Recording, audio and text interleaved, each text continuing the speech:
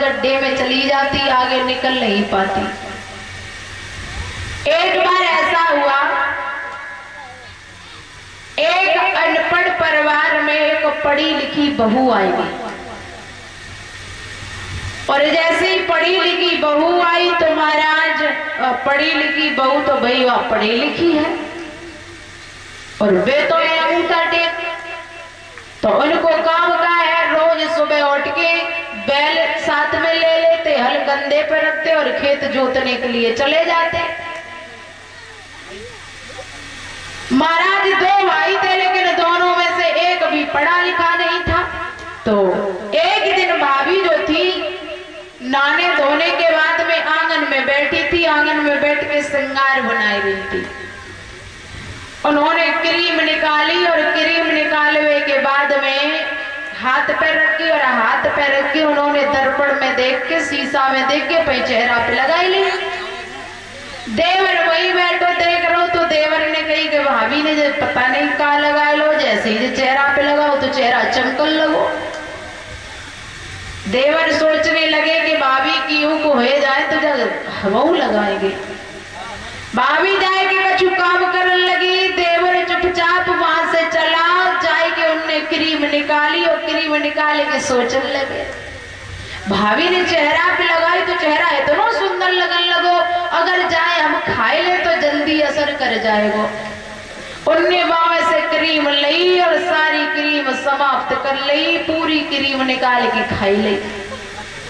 जैसे ही खाई तो भाभी आई गई, भाभी ने क्या कर रहे हो?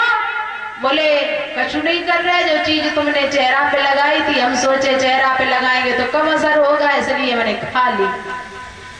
भाभी ने 2-4 थप्पड़ दिए, पागल गई कहा तुझे ये भी ज्ञान नहीं है कि ये चेहरे पर लगाने वाली चीज तू खा रहा है। अब तो रोते रोते भैया के पास में पहुंचे, भैया भाभी ने हमें मारो।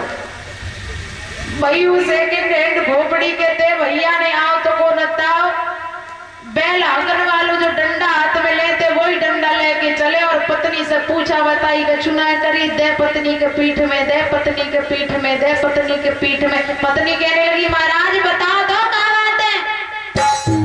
बोले जब बताओ तुमने हमारे भैया को क्यों मारा? पत्नी कहने लगी महाराज तुमने सब क्रीम खा ली। कौन सी खाई क्रीम? उठा करके दिखा दी, ये खा ली। अपने भैया को बुलाया, इधर आ। भैया पास में पहुंचा, भैया के 2-4 थप्पड़ दिए, कहने लगा पागल कहीं का, तू ऐसे रोटी खाएगा तो इतनी तेरे लिए कहां से आएगी? जब भी आज के बाद खाए तो रोटी पे चिपड़ी के तब खाइए।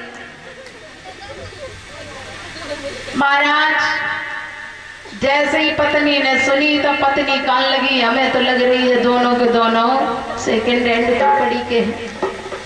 पत्नी को मारा तो पत्नी तो मायके में चली गई, और जब पत्नी मायके में चली गई तो महाराज 1 महीना होएगा, 2 महीना होएगा, 6 महीना होएगा, पत्नी लौट के नहीं आई।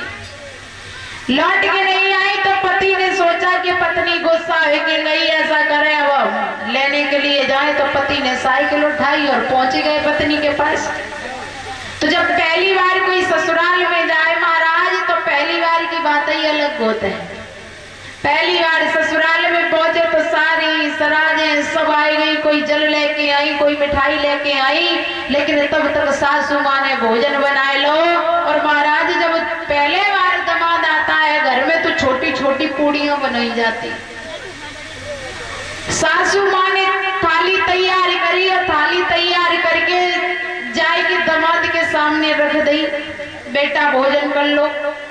जैसे ही दामाद ने देखी वे छोटी छोटी पूरी तो जल गए, सोचने लगे थे एक पूरी तो जाकर तो एक ही कौर है।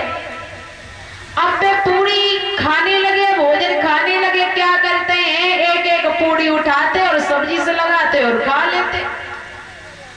पत्नी देख रही रसोई में से, पत्नी ने पति की तरफ इशारा करो महाराज एक एक पूरी के 2-2 कौर कर लिया करो।